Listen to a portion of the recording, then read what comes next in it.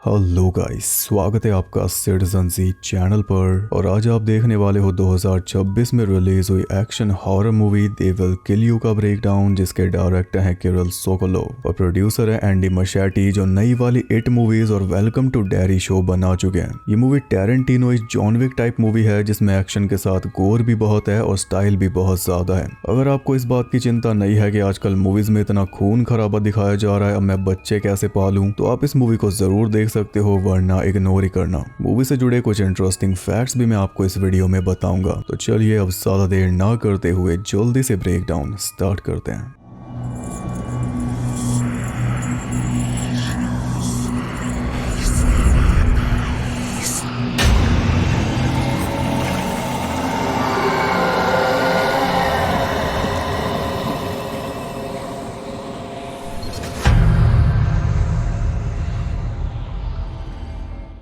ये कहानी है दो बहनों की जो अपने अब्यूसिव बाप से बचकर घर से भाग निकली हैं। बड़ी बहन एशिया रीव्स और छोटी बहन मारिया रीव्स दोनों बारिश में एक स्टोर के बाहर खड़ी होकर अंदर रखी डमी फैमिली को देख रही हैं कि काश हमारी फैमिली भी ऐसी होती। एशिया का प्लान है न्यूयॉर्क जाने का, जहाँ पे उनका डैड उन्हें ढूंढ नहीं पाएगा, पर पहले वो दोनों एक स्टोर में गई जहाँ पे मारिया को डर लग रहा था कि डैड आ जाएगा, और उसका डर सच भी हो गया। डैड स्टोर में पहुंच गया तो दोनों चुपचाप उससे बचकर निकलना चाह रही थी, लेकिन मारिया ने एक चॉकलेट का डब्बा चुराकर बैग में रख लिया था, जिस वजह से बाहर निकलते वक्त सिक्योरिटी अलार्म बज गया और डैड लग गया उनके पीछे। डैड के साथी ने सामने कार अड़ा दी थी, तो एशिया के पास कोई और रास्ता नहीं बचा। उसने गन निकाल के अपने डैड के ऊपर तान दी कि मारिया को हाथ भी मत लगा देना, लेकिन वो माना नहीं, इसलिए एशिया ने उसे गोली मार दी। बस तभी वहां पे पुलिस पहुंच गई, इसलिए एशिया गन फेंक कर वहां से भाग निकली और मारिया रह गई अकेली। ये हुआ था 10 साल पहले। अब एशिया न्यूयॉर्क में ही है और द वर्जिल नाम की बड़ी सी बिल्डिंग में पहुंची है मेड की नौकरी के लिए। आज भी बारिश ही हो रही है और जैसा कि आप देख सकते हो इस बिल्डिंग पे कई सारे सैटेनिक सिंबल्स बने हुए हैं। एशिया मिली वर्जिल की मैनेजर लिली से अपना नाम इजाबेल बताकर। लिली ने उसकी आईडी चेक की, तब जाके उसे अंदर लिया और अंदर जाते दरवाजे पे जो मल्टीपल लॉक्स थे सारे बंद कर दिए। लिली ने बताया कि वर्जिल 100 साल पहले बना था, तब ये इलाका ऐसा नहीं था। यहाँ पे बस अपराधी और चोर लुटेरे रहा करते थे, इसलिए वर्जिल को इतना सिक्योर बनाया गया, क्योंकि वर्जिल में रहते हैं सिर्फ एलीट लोग जिनके पास अंधा पैसा है। जैसे बड़ी कॉस्मेटिक कंपनी की मालकिन शैरन, जिसने एशिया का स्वागत किया उसे अपनी जैकेट पहनाकर। एशिया की आंख के पास चोट का निशान था, तो शैरन ने उससे पूछ लिया कि ये कैसे लगा। एशिया बोली शावर में गिर गई थी, जबकि हम भी जानते हैं और शैरन भी जानती है कि उसने झूठ बोला। लिली उसे लेके पहुंची फर्स्ट फ्लोर पे, जहाँ पे सारा सर्विस स्टाफ रहता है, ज्यादातर मेड्स। वहाँ पे एक रूम में कुछ मेड्स कोई सेलिब्रेशन कर रही थी और बिल्कुल वैसी लग रही है जैसी वो डमी फैमिली हमने देखी थी स्टार्टिंग में। वहाँ पे एक बच्चा भी था, डेमियन, जो बहुत ज्यादा बदतमीज था। उसने एशिया को पिगी कहकर बुलाया। एशिया ने लिली से पूछा कि ये मेड्स क्या सेलिब्रेट कर रही हैं, तो लिली ने बताया कि ये एक ट्रेडिशन है, इनमें से एक मेड को आज इनाम दिया जाएगा उसकी डेडिकेशन के लिए। लिली एशिया को उसके रूम तक लेकर गई, जिसमें से निकला रे, लिली का हस्बैंड। लिली ने एशिया को बताया कि मेरा हस्बैंड बस पीता रहता है और पीने के बाद अजीब हरकतें करता है, जैसे कि रूम्स में अजीब चीज रख देना ताकि लोग डरें, और वैसी कोई अजीब चीज शायद वो अब रख के गया है, इसलिए लिली कमरे में ही छानबीन करने में लगी है। और जब कुछ मिला नहीं तो उसने एशिया को पहले ही बता दिया कि अगर कुछ अजीब मिले तो इग्नोर कर देना, कल मैं तुम्हें चाबी दे दूंगी और पूरी बिल्डिंग दिखा दूंगी, अभी तुम आराम करो। इतना बोलकर वो चली गई और एशिया लग गई अनपैकिंग में। तब हमने देखा कि रूम का कारपेट थोड़ा मुड़ा हुआ था, यानी रे कुछ छेड़छाड़ तो करके गया है। वो कुछ रख के गया है या नहीं ये तो नहीं पता, हम अगर एशिया अपने साथ कुछ ना कुछ जरूर लाई है पर्दे में लपेट कर, जो उसने अलमारी में रख दिया। फिर चली गई बाथरूम में गर्म पानी से नहाने, और गर्म पानी से जो भाप निकली उससे मिरर पर लिखा हुआ कुछ सामने आ गया। लिखा हुआ था दे विल किल यू, और ये लिख कर गया रे एशिया को अलर्ट करने के लिए। पर जब तक एशिया नहाकर बाथटब से बाहर निकली तब तक सब कुछ भाप हो चुका था। हल्का सा जो बचा था वो एशिया ने खुद साफ कर दिया अपनी शक्ल देखने के लिए। ये बड़ा जबरदस्त तरीका था मूवी का टाइटल रिवील करने का। एशिया बाथरूम से बाहर निकली तो वेंट में से उसे कुछ आवाज आई और झांक कर देखा तो अंदर कोई था। तभी बाहर से किसी की हंसने की आवाज आई। रूम से बाहर निकली तो हॉल की सारी लाइट्स एक के बाद एक बंद हो गई। बैकअप लाइट जली तो हमने देखा कि पीछे कोई खड़ा था, पर एशिया के मुड़ते ही छुप गया। एशिया वापस रूम में गई और दरवाजा उसने चेयर अड़ा के ब्लॉक कर दिया। फिर बेड पे बैठ के वो वेंट की तरफ देखती रही, पर काफी देर तक जब कोई हरकत नहीं हुई तो उसे नींद आ गई। फिर रात 3 बजे के करीब कोई दरवाजा खोलकर उसके रूम में आना चाह रहा था, लेकिन दरवाजा उसने किया हुआ था ब्लॉक, इसलिए वो घुस गया वेंट के अंदर। और तब हमने देखा कि उसने अजीब सा पेग मास्क पहना हुआ है। वेंट से होते हुए वो पहुंच गया फ्रिज के पीछे जहाँ पे एक होल था, और उसी होल में से रूम में एंटर होके टैरेंटिनो बनने लगा। पैर चाट के मुंह की तरफ बढ़ा तो उसकी लार एशिया के ऊपर टपक गई, जिससे एशिया की आंख खुली, लेकिन रूम में कोई था नहीं। बेड के नीचे झांक के देखा तो वहां भी कोई नहीं था, पर जैसे ही ऊपर उठी उस आदमी ने उसे दबोच लिया रुमाल सुंघाकर बेहोश करने के लिए। लेकिन एशिया भी कुछ कम नहीं थी, उसने ऐसा फाइट बैक किया कि टेबल में सर लगने से उल्टा वो आदमी खुद बेहोश हो गया। क्लोरोफॉर्म की वजह से एशिया भी बेहोश होने वाली थी, लेकिन जितना भी उसमें होश बचा था उसका यूज करके वो टेबल लैंप तक पहुंची और उसकी तार अलग करते ही बेहोश हो गई। इस बीच वेंट में से एक और पर्सन अंदर आ चुका था, सेम वैसा ही मास्क और कपड़ों में, और उसने फ्रिज हटाकर एक और पर्सन को अंदर ले लिया। जो आदमी बेहोश हुआ वो था बॉब। जो वेंट से अंदर आई वो थी शैरन, जिसने एशिया का स्वागत किया था जैकेट देकर। और जो फ्रिज के पीछे वाले होल से आया वो था केविन। केविन ने दरवाजा खोला तो 2 और पर्सन अंदर आ गए, टॉल स्टीव और शॉर्ट स्टीव। सबके सब इसी बिल्डिंग में रहने वाले अमीर लोग एशिया को कैप्चर करने आए थे, पर खेल थोड़ा भारी पड़ गया। उन्होंने उम्मीद नहीं की थी कि एशिया को फाइट बैक करना आता होगा, पर अभी तो उन्होंने टीजर भी नहीं देखा। शैरन एशिया को सरका रही थी, तभी उसे हल्का सा होश आ गया और बस उसी हालत में उसने लैंप वाली तार अपने मुंह में घुसा ली, जिससे उसे भी झटका लगा और उसे पकड़ी हुई शैरन को भी। शैरन को नुकसान पहुंचा क्योंकि वो दूर जाके गिरी, और एशिया को फायदा हो गया क्योंकि झटका खाते ही वो पूरी तरह होश में आ गई। इतने लोगों को देखकर सीधा जा घुसी अलमारी में। हमें पता है कुछ सामान छुपा के लाई है वो लेने। शैरन ने जल्दी से टेबल तोड़कर एक एक लकड़ी सबके हाथ में दे दी। बॉब होश में आ चुका था तो उसे भी, क्योंकि शैरन को लग रहा था कि इसकी जरूरत पड़ेगी, जबकि केविन कह रहा था कि एक लड़की तो है। पर उस लड़की ने अलमारी खोलते ही मशाटी घुमाकर केविन का सर अलग कर दिया। पूरी वैरायटी के हथियार लेकर आई थी, जिनमें से शॉटगन उठाकर छोटे स्टीव को उड़ा दिया, और अगली गोली चलाती उससे पहले शैरन ने लात मारकर शॉटगन उसके हाथ से छुड़वा दी। फिर मच गया वहां पे घमासान, जिसमें बड़ा स्टीव शॉटगन उठाने वाला था कि तभी एशिया ने मशाटी घुमाकर एक ही बार में उसका हाथ और पैर दोनों काट दिए। फिर मशाटी घुमा दिया उसके मुंह में। लेकिन इसके बाद बॉब और शैरन दोनों उस पे भारी पड़ने लगे, तो जल्दी से बेड के नीचे घुस के उसने गद्दा सामने कर दिया, जिसकी आड़ में मशाटी चलाकर बॉब को भी बैठा दिया। शैरन के हाथ में शॉटगन लग गई, जो उसने फायर कर दी, पर एशिया उससे बच गई। तब शैरन ने पूछा कि तुम हो कौन। यहाँ पे गाना चालू हो गया जिसमें बताया जा रहा है लेडी समुराई, पर ग्रेटेस्ट समुराई कौन है वो तो सब जानते हैं, बुरी बुरी जाइमोन। अब शॉटगन में गोली बची नहीं थी, इसलिए शैरन ने एशिया को शॉटगन ही फेंक के मार दी, जिसे पकड़ के एशिया ने उल्टा शैरन को हिट कर दिया। फिर एक बार फिर उनकी फाइट चालू हो गई, जिसमें बॉब ने चाकू फेंक कर मारा, पर एशिया ने शैरन को ही आगे कर दिया। शैरन तड़पने लगी थी तो एशिया ने उसके सर पे लकड़ी मार के उसे खत्म कर डाला। ये देखकर बॉब वहां से भागने लगा, तो एशिया जल्दी से लोअर पहन के बाहर निकली, और बॉब को भी उसने नीचे लगा दिया था कि तभी सामने आ गई लिली, जो एशिया के लिए तालियां बजा रही थी। उसके सामने एशिया ने बॉब को स्टैब करके सुला दिया। तब लिली ने भी उससे वही सवाल पूछा कि तुम हो कौन। अब यहाँ पे हम एशिया की थोड़ी जर्नी देखते हैं, जिससे हमें भी पता लग जाता है कि ये इतनी तगड़ी फाइटर बनी कैसे। उस रात जब डैड को गोली मार के भागी थी, तो डैड गोली लगने के बावजूद भी बच गया था, जिस वजह से मारिया की कस्टडी फिर से उसे ही मिल गई थी। एशिया खुद को बचाते हुए बहुत भागी, लेकिन 1 महीने के अंदर ही पुलिस ने पकड़ लिया था। फिर पहुंची सीधा जेल, जहाँ पे रोज की नई लड़ाई थी। वहाँ पे लड़ाई कर करके चोटे खा खा के ये लड़ना सीख गई। जेल में से ही अभी 1 महीना पहले इसने एक प्राइवेट इन्वेस्टिगेटर एंगस को हायर किया था मारिया का पता लगाने के लिए। तो एंगस ने इसे बताया था कि मारिया की आखिरी फोटो मिली है न्यू जर्सी के एक मोटेल से, जिसके बाद वो गायब हो गई। और एंगस ने जब फोन ट्रैक करके अपने लेवल पे पता लगाया तो मारिया की आखिरी लोकेशन आई द वर्जिल, ऐसी बिल्डिंग जिसमें काम करने के लिए हायर किए गए लोग अक्सर लापता हो जाते हैं। ज्यादातर गरीब सड़कों पर रहने वाले इल्लीगल लोग होते हैं, जिनकी कोई खास परवाह नहीं करता, मतलब कि मारिया भी खतरे में है। यही सोचकर एशिया ने प्लान बनाया था द वर्जिल में आने का। इसमें सारा मेन काम किया एंगस ने। उसने मोटेल वाली कुछ क्लीनिंग लेडी से बात की जो कि मारिया को जानती थी, और उन्हीं में से एक लेडी के पास कुछ ही दिन पहले द वर्जिल से फोन आया था मैनेजर लेली का, मेड की जॉब के लिए। उस लेडी का नाम था इजाबेल। तो जैसे ही एशिया पैरोल पर जेल से बाहर आई, ये सीधा इजाबेल के घर पहुंची, और वहां पे उससे कुछ सेटिंग करके या उसे भी मार पीट के उसकी जगह खुद इस बिल्डिंग में आ गई इजाबेल बनकर, सिर्फ मारिया को बचाने। उसने लिली को साफ बोल दिया कि मारिया को मेरे सामने कर दे और प्रे कर मैं तेरे साथ कुछ ना करूं। बिल्डिंग वालों ने सोचा था कि एशिया शिकार है, पर ये तो शिकार ही निकली। लेकिन लिली फिर भी नहीं घबरा रही, क्योंकि असल में एशिया शिकार ही है। इसने टीजर दिखाया नहीं बल्कि देखा है। पीछे मुड़ी तो देखती है कि रूम में से वो सारे लोग उठकर बाहर आ रहे थे जिन्हें उसने खत्म कर दिया था। बड़ा स्टीव आया, अपना हाथ और पैर अपने हाथों में लेकर लेकर छोटा स्टीव आया शॉटगन के छर्रे उगलता हुआ, शैरन हंसते हुए आई और केविन आया अपना सर अपने हाथ में लेकर। सर उसने वापस अटैच कर लिया। ऐसे ही बड़े स्टीव ने अपने हाथ और पैर, बॉब भी जिंदा है, बस सुस्ता रहा है। एशिया को कोई अंदाजा नहीं कि वो कहाँ आके फंसी है।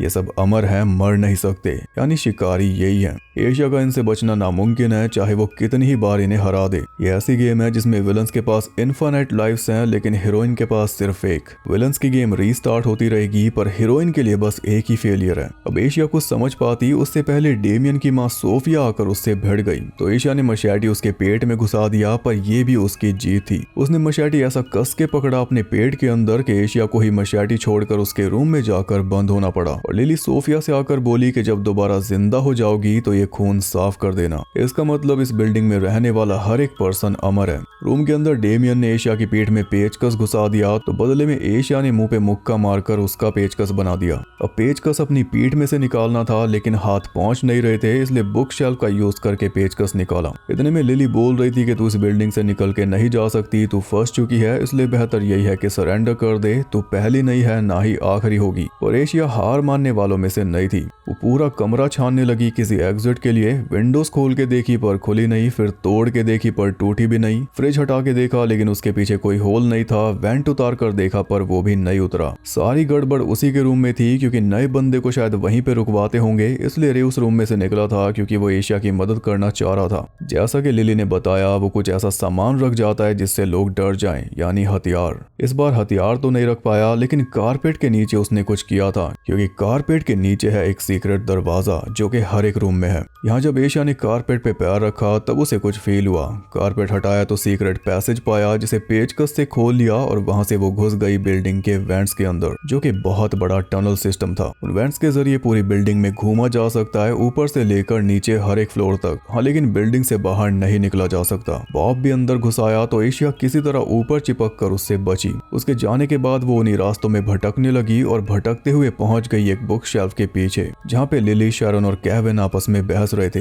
बुक साइड करने के चक्कर में उससे थोड़ी आवाज हो गई, जो उन लोगों ने सुन ली, और बुक शेल्फ साइड किया तो सामने एशिया को पाया। एशिया ने भी जल्दी से बुक शेल्फ वापस बंद कर लिया, तो केविन दीवार के अंदर मशैटी घुसाने लगा एशिया को पिन करने के लिए, जिसमें वो कामयाब भी हो गया मशैटी उसके हाथ में घुसाकर। लेकिन एशिया इतनी भी सॉफ्ट नहीं थी कि बस हाथ पिन होने से रुक जाए। फ्री होने के लिए उसने खुद अपना हाथ चीर डाला, फिर फटाफट वहां से भाग गई और वो तीनों देखते रह गए कि आखिर ये है क्या चीज। इस बार शैरन उसके पीछे लगी शॉटगन लेकर, लेकिन शॉटगन वो यूज नहीं करने वाली थी, क्योंकि एशिया को वो अभी मारना नहीं चाहते। मेन पॉइंट यही है कि उसे जिंदा पकड़ना है, जिसका वो फायदा उठा रही है। उसने उल्टा शैरन को ही पकड़ के उसके अंदर पेचकस से इतने छेद कर दिए कि वो फिर से टपक गई। पर हमें पता ही है कि बस कुछ देर के लिए बेजान होगी, फिर दोबारा जिंदा हो जाएगी। इतने में एशिया ने अपने हाथ पे कपड़ा बांध लिया और शॉटगन तैयार कर ली। फिर जैसे शैरन जागी, गोली चलाकर उसका सर उड़ा दिया। एशिया देख रही थी कि अब क्या नया होगा, तभी शैरन का धड़ उठकर उसके पीछे लग गया, लेकिन आंखें ना होने की वजह से कुछ देख नहीं पा रहा था और कान ना होने की वजह से कुछ सुन भी नहीं पा रहा था, इसलिए एशिया ने बड़ी आसानी से उसे चकमा दे दिया। तभी एशिया को अंधेरे में खींच लिया रे ने, क्योंकि उधर से केविन आ रहा था। और केविन के जाने के बाद रे ने एशिया को बताया कि असल में ये सब चल क्या रहा है। ये जो बिल्डिंग है ये टेम्पल है सेटन का, कई 100 सालों से,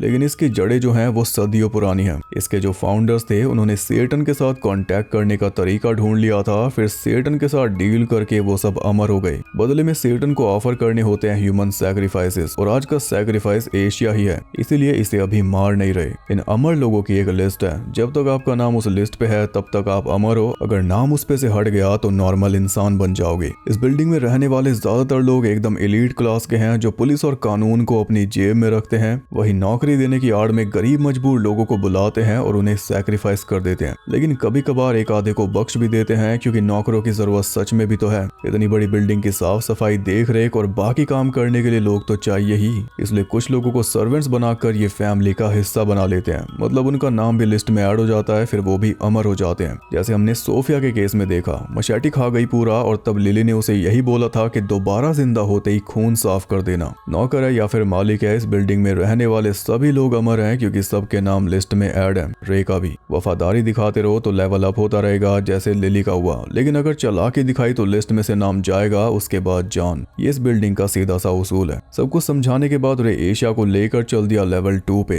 लेकिन एशिया ने जो शैरन का चेहरा उड़ाया था उसमें से आंख फिर से जनरेट हो चुकी थी, और वो आंख बड़ी शांति से उन दोनों उनके पीछे लग गई। वो तो किसी तरह एयर वेंट से ऊपर चढ़ गए, लेकिन आंख नहीं चढ़ सकती ना, ऐसा आपको लग रहा होगा, पर वो चढ़ गई अपनी ऑप्टिक नर्व का यूज करके। अब लेवल 1 पे रहते हैं सर्वेंट्स और लेवल 2 पे चलती है बड़ी बातचीत, वो भी ग्रुप में, क्योंकि इतने सालों तक अमर रहने के बाद लोग बोर भी तो हो जाते हैं। हाँ, तो लेवल 2 के एक BDSM वाले कमरे में बंद थी मारिया, जिसमें रे एशिया को लेके घुस गया वेंट के रास्ते। दरवाजे के बाहर छोटा बड़ा स्टीव पहरा दे रहे थे, पर उन्हें कुछ पता नहीं चला। एशिया को देख के मारिया की आंखें खुली रह गई और एशिया का भी कुछ वैसा ही हाल था। एशिया ने उसे बताया कि मैं तुम्हें बचाने आई हूँ, ये लोग बहुत बुरे हैं, ये सेटन वर्शिपर्स हैं, ह्यूमन सैक्रिफाइस देते हैं। तो मारिया बोली मुझे पता है। अब जरा ये भी जान लेते हैं कि मारिया यहाँ पे कैसे पहुंची। 2 साल पहले कैंसर से इनके डैड की मौत हो गई थी, पर उससे पहले मारिया घर से भाग निकली थी। लेकिन बाप से छुटकारा मिला तो एक और बुरे आदमी के चंगुल में जाके फंस गई, जो एक मोटेल का मालिक था और इससे फ्री में सफाई करवाता था। उसके इरादे भी कुछ ठीक नहीं थे, इसलिए एक रात वहां से भी भाग निकली और तब इस बिल्डिंग की एड दिखी थी कि हमें मेड चाहिए। मेड के लिए अप्लाई करने पहुंची तो पता चला आज तो सैक्रिफाइस होने वाली हूँ। लेकिन वो इसका लकी दिन था, क्योंकि उसी दिन एक मेड चोरी करते हुए पकड़ी गई थी, इसलिए लिस्ट से उसका नाम हटाकर उसे सैक्रिफाइस कर दिया था और फैमिली में उसकी जगह दे दी थी मारिया को। इसलिए मारिया अब यहाँ से जाना नहीं चाहती। उसका कहना है कि यहाँ पे मैं खुश हूँ, और ये बात एशिया को हजम नहीं हो रही, क्योंकि उसकी लाइफ का तो एक ही मोटिव था, मारिया को बचाना, और वो कह रही है कि मैं तो बची पड़ी हूँ। मारिया बोली जब मुझे तेरी जरूरत थी तब तो तू भाग गई थी। तो एशिया ने उससे माफी मांगी कि तब मैं पैनिक कर गई थी, मेरी गलती है। लेकिन मारिया को अब कुछ भी नहीं सुनना, यहाँ वो बढ़िया अमर रहेगी तो क्या दिक्कत है। बस इसी बात पे दोनों बहनों के बीच बहस हो गई, और फिर बड़ी बहन का तो पता ही है, मुंह पे मुक्का मार के छोटी को बेहोश कर दिया। प्यार से नहीं जाएगी तो मार से जाएगी, लेकिन जाएगी साथ में। एशिया ने रे से पूछा कि अब यहाँ से बाहर कैसे निकले, तो रे ने बताया कि सिर्फ एक ही रास्ता है, छत पे जो फायर एस्केप लैडर है वो।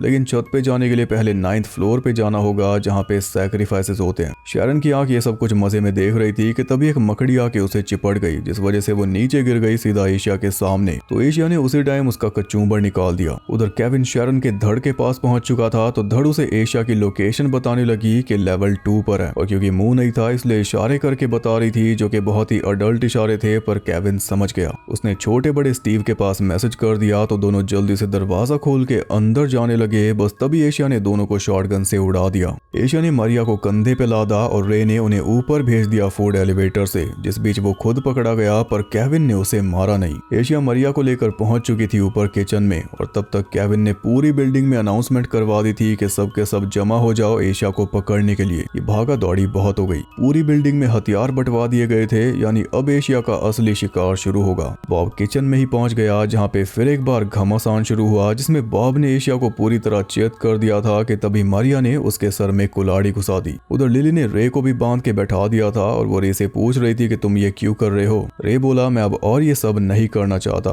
तो लिली बोली कि 100 सालों से तो तुम्हें कोई दिक्कत हुई नहीं, फिर अब क्या हो गया। रे कहता है कि पहले ये एरिया अलग था, यहाँ पे अपराधी थे, हम उन्हें सैक्रिफाइस कर देते थे, पर अब ये सब बेचारे मजबूर लोग हैं जिन्हें तुम सैक्रिफाइस करते हो, इसलिए मैं अब और तुम्हारे साथ नहीं हूँ। यहाँ पे हमें पता चला कि 100 साल पहले पूरी दुनिया ने रे और लिली को ठुकरा दिया था, क्योंकि ये इंटररेशियल कपल थे, ब्लैक और व्हाइट। हर कोई इनके खिलाफ हो चुका था। तब जान बचाने के लिए ये दोनों इस बिल्डिंग में आए थे, जहाँ पे इन्हें फैमिली की तरह अपनाया गया, इसलिए लिली आज भी एकदम लॉयल है। वहाँ पे केविन और शैरन भी आ गए, और शैरन का सिर अब थोड़ा थोड़ा उगने लगा है। रे बोला ऐसे ज्यादा अच्छी लगती हो। इधर एशिया के होश में आने तक मारिया ने बॉब को बांध दिया था, और जब एशिया होश में आई तो मारिया ने उसे बोला कि तुम्हारे पास अब भी टाइम है, यहाँ से भाग जाओ। पर तभी कल्टिस्ट आए और मारिया को उठाकर अंधेरे डाइनिंग रूम में ले गए। एशिया पीछे पीछे गई तो वहाँ पे कई सारे कल्टिस्ट अंधेरे में छुपे हुए थे, जो बारी बारी एशिया के ऊपर अटैक कर रहे थे, जिससे एशिया की हालत कुछ ही देर में खराब हो गई। इसलिए एशिया को वापस बाहर आना पड़ा उजाले में, पर पीछे हटने का तो सवाल ही नहीं था। एशिया को वापस अंदर जाना था, लेकिन इस बार तैयारी के साथ। उसे एक टॉवल मिल गया जिसपे अल्कोहल गिर रही थी, तो उस टॉवल को उसने कुल्हाड़ी पे बांधा और उसमें लगा दी आग।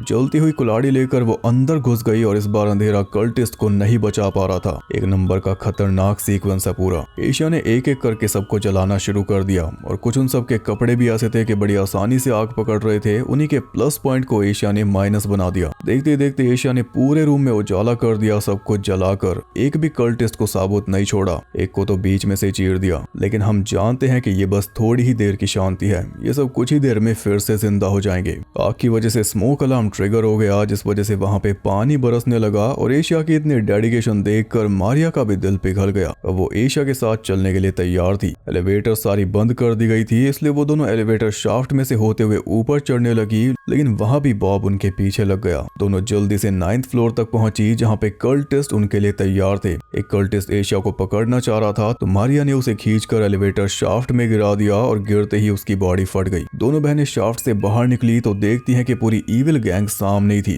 अब बचने का कोई रास्ता नहीं था, इसलिए एशिया उन्हें ब्लैकमेल करने लगी, या तो मारिया को जाने दो वरना मैं एलिवेटर शाफ्ट में कूद कर अपनी जान दे दूंगी। एशिया को लग रहा था कि सैक्रिफाइस के लिए इन्हें मेरी जरूरत है, इसलिए ये मेरी बात मान लेंगे, लेकिन ऐसा था नहीं। लिली ने उसे रियलिटी चेक दे दिया पूरी बात बताकर, जो कि मारिया ने नहीं बताई थी। मारिया को फैमिली में शामिल जरूर कर लिया, लेकिन इसका नाम अभी लिस्ट में नहीं जुड़ा, क्योंकि लिस्ट में नाम जुड़वाने के लिए यानी अमर होने के लिए सेटन को देना होता है एक सैक्रिफाइस, और मारिया का सैक्रिफाइस अभी बाकी है। मारिया ने जुगाड़ तो किया था, एक क्लीनिंग लेडी जो इसे मोटल पे मिली थी, लिली से उसकी बात करवा के उसे इस बिल्डिंग में बुलवाया था, और उसका नाम था इजाबेल। जी हाँ, जिसकी जगह एशिया आई है। मारिया उसी का सैक्रिफाइस देने वाली थी। जब मेट्स को हमने सेलिब्रेट करते हुए देखा था, वो इसलिए सेलिब्रेट कर रही थी कि उनकी फैमिली में नई मेंबर ऐड होने वाली है मारिया। लेकिन अगर आज रात इसने सैक्रिफाइस नहीं दिया तो ये खुद सैक्रिफाइस होगी, इसलिए एशिया यहाँ पे ब्लैकमेल करने की हैसियत पे नहीं है। वो कूदना चाहे तो कूद जाए, ये उसकी बहन को पकड़ के सैक्रिफाइस कर देंगे। अभी तक एशिया इतना फैल रही थी ये सोचकर कि मारिया भी अमर है, पर अब सच जानकर उसे बहुत बड़ा झटका लगा। दोनों बहनों को पकड़ के ले जाने लगे तो हाथ छुड़ाने के चक्कर में एशिया सच में नीचे गिर गई। वो जा रही थी नीचे और उसका आंसू आ रहा था ऊपर, क्योंकि वो अपनी बहन को बचा नहीं पाई। पर नीचे बॉब भी अटका हुआ था, उसने एशिया को पकड़ लिया। एशिया को ऊपर लाया तो लिली ने उसके पेट में हल्का सा मशैटी घुसा दिया ताकि वो ढंग में रहे। फिर दोनों बहनों को लेकर वो पहुंच गए अंदर स्पेशल रूम में, जिसका पास कोड था 666। रूम एकदम फ्रीजिंग कंडीशन में था, पूरी सर्दी मेंटेन की हुई थी उसके अंदर, और सामने रखा हुआ था एक पिग का कटा हुआ सर उल्टे क्रॉसेस के नीचे, और उस पिग के कान से एक पेंसिल बंधी हुई थी। लिली ने एशिया का थोड़ा सा खून उंगली पे लगा के पिग को सुंघाया तो सेटन वहां पे प्रस्तुत होके उस पिग के सर के अंदर घुस गया। अब आप समझे ये सब पिग वाला मास्क क्यों पहनते हैं? बुरी बुरी साइमन के फैन है। केविन ने रे और मारिया को सेटन के सामने कर दिया कि इन दोनों ने गद्दारी की है, तो सेटन ने उसी टाइम रे का नाम लिस्ट से मिटा दिया, और तब हमें पता चला कि पिग का सर ही लिस्ट है। सारे नाम उसी के ऊपर लिखे हैं, उसी कान के साथ लटकी हुई पेंसिल से, और उस सर की जो लटकी हुई शाखाएं हैं उनसे सेटन नाम मिटा भी देता है। रे का नाम मिटते ही वो बन गया आम इंसान। फिर सेटन लिली को बोला कि अब इसे खत्म कर दे या फिर तू भी मर, तो लिली ने रे का गला चीर कर उसे खत्म कर डाला, और ऐसा करके रे की बात को प्रूव कर दिया कि अब वो पहले जैसी नहीं रही। प्यार व्यार सब पुरानी बातें हो गई, अब वो सिर्फ एक गुलाम है। रे के बाद आई मारिया की बारी, तो मारिया सेटन से रिक्वेस्ट करने लगी कि मुझे एक और मौका दो अपनी वफादारी साबित करने का।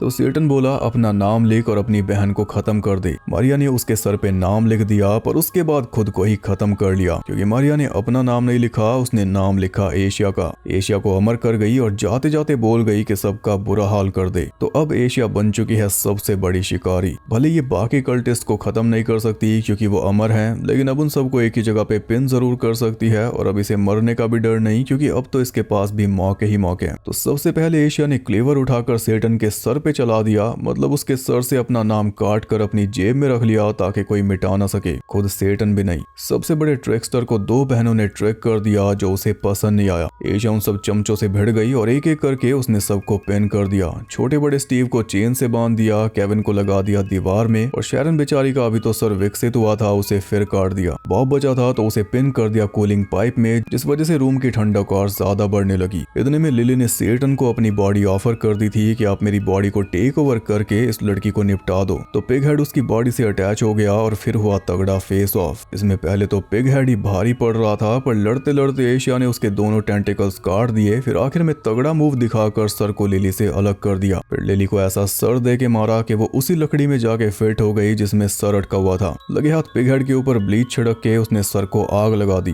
जिस वजह से सारे नाम मिट गए, यानी पूरी बिल्डिंग बन गई वापस मॉर्टल। कोई अमर नहीं रहा, इसलिए लिली गैंग भी पूरी खत्म हो गई। शेरन, छोटा बड़ा स्टीव, केविन, बॉब और लिली सब के सब मर गए, क्योंकि एशिया ने उन्हें बहुत बुरी हालत में छोड़ा हुआ था। इमॉर्टैलिटी खत्म हुई तो सबके सब खत्म हो गए। अब सीधा इनसे नरक में मुलाकात होगी। आखिर में एशिया ने वो जलता हुआ सर फेंक दिया एलिवेटर शाफ्ट में, जहाँ पे सोफिया सफाई कर रही थी, तो वो भी पिचक गई। सर भी जल के राख हो गया, यानी अब सेटन के साथ कोई बातचीत नहीं हो पाएगी। और एशिया वहां से निकल गई मारिया की बॉडी लेकर। बाहर निकली तो एंगस उसके वेट में खड़ा था। मारिया की बॉडी को उसने कार में रखा, तभी एकदम से मारिया जिंदा हो गई, क्योंकि एशिया ने अपने नाम की जगह स्किन पे मारिया का नाम लिख दिया था। एशिया का मारिया बना दिया, जिससे मारिया अमर हो गई। फाइनली अब दोनों बहनें एक साथ रह पाएंगी। हाँ, बस उस नाम लिखी स्किन को संभाल के रखना रखना होगा। वो तीनों वहां से निकल गए और वर्जिल का 9th फ्लोर हो गया ब्लास्ट। बस इसी के साथ ही मूवी हुई खत्म।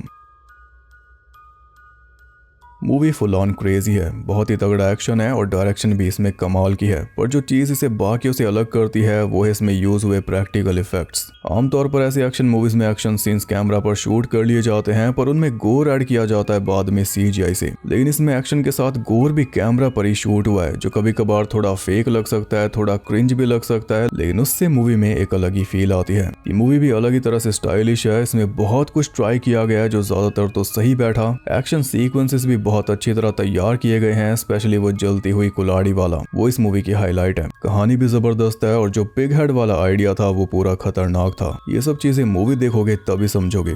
फिलहाल बात करते हैं मूवी से जुड़े कुछ इंटरेस्टिंग फैक्ट्स के बारे में। $20 मिलियन के बजट में इसने कमाए $19 मिलियन।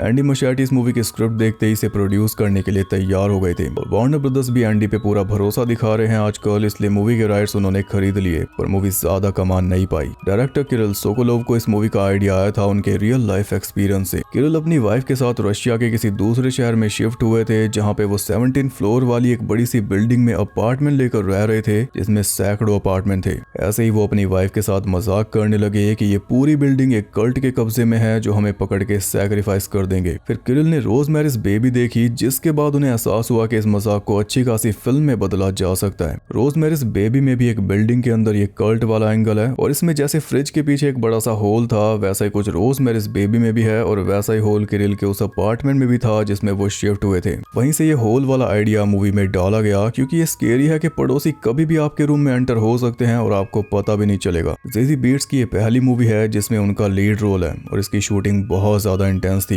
एक्शन देखोगे तो आप समझ ही जाओगे। पर ज़ेज़ी का कहना है कि एक्शन से भी ज्यादा मुश्किल थे बारिश वाले सीन्स। जो रेन मशीन्स थी उनमें ठंडा पानी यूज किया जा रहा था क्योंकि गर्म पानी भाप बना देता है जो कैमरा पे अच्छा नहीं लगता। तो कई दिनों तक उन्हें ठंडे पानी में ये बारिश वाले सीन शूट करने पड़े 12 घंटों तक, वो भी शाम के 6 से लेकर सुबह के 6 तक, जिसमें बहुत दिक्कत आई थी। बाकी गोर वोर तो सब इजी हो गया। इतने हेक्टिक शूटिंग डे के बाद रिलैक्स करने के लिए ज़ेज़ी कुछ नहीं किया करती थी, बस नींद लिया करती थी। इसमें मायहाला के हस्बैंड ने भी कैमियो किया है एक कल्टिस्ट के तौर पर। होटल का नाम वर्जिल रेफरेंस है डांटेस इन्फर्नो का। एंशिएंट पोएट वर्जिल डांटे को लीड करता है 9 सर्कल्स ऑफ हेल में और बिल्डिंग के 9 लेवल्स इसी चीज को दर्शाते हैं। अलग अलग लेवल पे अलग अलग हेल और सबसे ऊपर है Satan. Italian narrative epic poem the Divine Comedy में सेटन डीपेस्ट सर्कल में फ्रोजन है जो गद्दारों के लिए रिजर्व्ड है। इस फिल्म के अंदर भी सेटन का फ्लोर फ्रोजन था और उसमें दोनों गद्दारों को सजा भी दी गई। पिग का हेड जो स्टिक के ऊपर रखा हुआ था वो रेफरेंस है विलियम गोल्डिंग की novel Lord of the flies का। उसमें पिग हेड डेविल का सिंबल होता है, पर इस मूवी में वो सर जिंदा भी हुआ। मूवी बेस्ड न्यूयॉर्क में पर शूट हुई है केप टाउन साउथ अफ्रीका में। जब शैरन की आंख ऑप्टिक नर्व का यूज करके एयर शाफ्ट से ऊपर जाती है वैसा एक सिमिलर सीन है द थिंग में। मूवी में प्रैक्टिकल इफेक्ट्स क्यों यूज किए गए, इस पे किरिल का जवाब है कि जो लोग भी 80s और 90s का हॉरर पसंद करते हैं उनके लिए। मूवी का जो सबसे खास सीन है वो जलती हुई कुल्हाड़ी वाली फाइट, उसे पॉसिबल करने के लिए कई सावधानियां बरती गई थी, जैसे कि स्पेशल हीट प्रूफ कपड़े। हमें लग रहा था कि कपड़े इजिली आग पकड़ रहे हैं जबकि असल में था इसका उल्टा। और ज़ेज़ी के जैसे बाल थे वो बहुत जल्दी आग पकड़ लेते, इसलिए एक स्पेशल विग बनाई गई थी जो जले ना। प्रोड्यूसर्स ने जब उस सीन के बारे में सुना तो सीधा ही मना कर दिया था कि इतना जोखिम हमें नहीं उठाना। फिर भी डायरेक्टर ने बहुत मेहनत करके कई बार रिहर्सल्स करके उसे पॉसिबल कर दिया। इसमें बच्चे का नाम डेनियन था जो द ओमन के बच्चे का रेफरेंस है। एशा ने छोटे बड़े स्टीव को चेन से हुक कर दिया था जैसे पिनहेड करता है हेलरेजर फ्रेंचाइज में।